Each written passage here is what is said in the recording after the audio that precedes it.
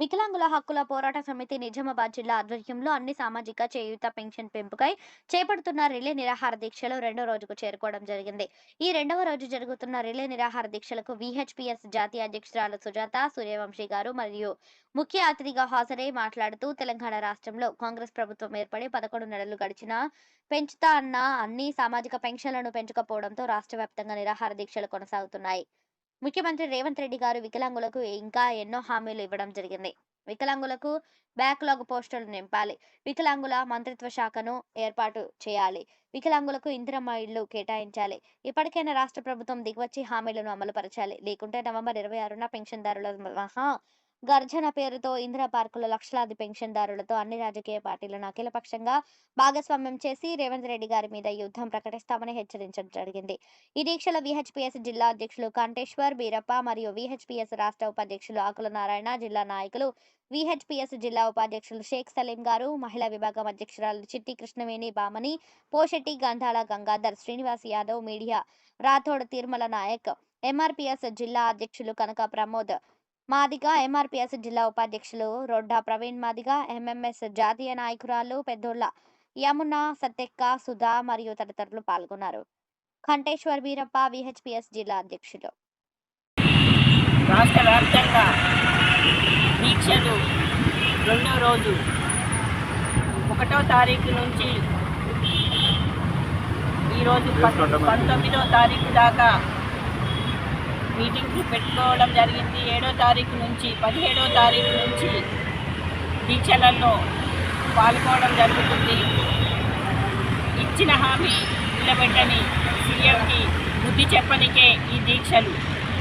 ఇప్పటికైనా నిజమైన సీఎం అయితే ఇప్పటికైనా కరుణించి పెన్షన్స్ ఇస్తాము, 10 నెలల పెన్షన్ కట్టి ఇస్తాను అని అనుకుంటే ఓకే, లేకపోతే మళ్ళీ మేము 26వ తారీఖున నిజాం కాలేజ్ గ్రౌండ్లో లక్షలాది మందితో వృద్ధులు, వితంతులు, వికలాంగులు, ఒంటరి మహిళలు, బీడీ కార్మికులు, పెన్షన్దారులందరితో లక్షలాది మందితో మీటింగ్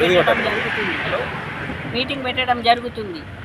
ఎందుకంటే ఇంత మట్టికి ఎన్నో హామీలు ఇచ్చాడు, కానీ ఇప్పుడు దాకా ఒక్క హామీ కూడా నిలబెట్టుకోలేని సీఎం గద్దె ఎక్కిన తర్వాత నా అంత రాజు లేడు అని అనుకుంటున్నాడేమో, కానీ ఇప్పుడు మాత్రం మెడలు వంచి ఖచ్చితంగా మా హక్కులు మేము పూర్తిగా తీసుకుంటాము.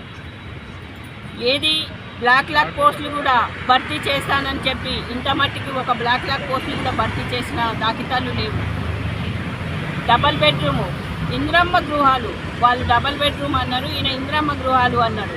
ఇందిరమ్మ గృహాలు ఎక్కడైనా ఇచ్చిన దాఖితాలు చూపెట్టండి. ఇచ్చినట్లు ఎక్కడ కూడా ఇందిరమ్మ ఇల్లు ఇచ్చినట్లు ఒక ఇల్లు కూడా ఇప్పుడు దాకా ఇచ్చింది లేదు. అసెంబ్లీలో వికలాంగుల గురించి మాట్లాడిన నాయకుడు లేడు.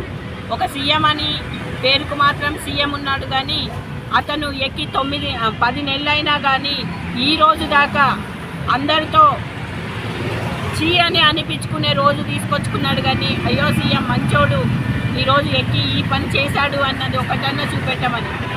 మా పెన్షన్ ఏదైతే ఇస్తానని చెప్పి మా పెన్షన్లు వృద్ధులు, వితంతులు, వికలాంగులు, ఒంటరి మహిళలు, బీడీ కార్మికుల పెన్షన్లు ఆపేసి రైతులకు ఇచ్చాడు.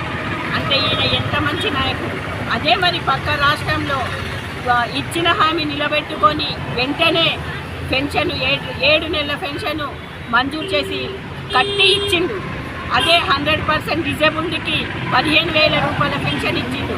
మరి ఆ పక్క రాష్ట్రంలో ఇచ్చినప్పుడు ఈ రాష్ట్రంకి ఇయ్యనికి ఏమైంది? ఆ రాష్ట్రంలో నిధులు ఉన్నాయి, ఈ రాష్ట్రంలో నిధులు లేవా? ఆ రాష్ట్రంలో సీఎం ఎక్కిండు, ఈ రాష్ట్రంలో కూడా సీఎం ఎక్కిండు. ఆ రాష్ట్రంలో ఇచ్చిండు, ఈ రాష్ట్రంలో ఇవ్వకపోవడము ఏంటిది? దానికి మాకు సమాధానం చెప్పాలి. లేకపోతే మేము రోడ్డెక్కే పరిస్థితి ఉంది.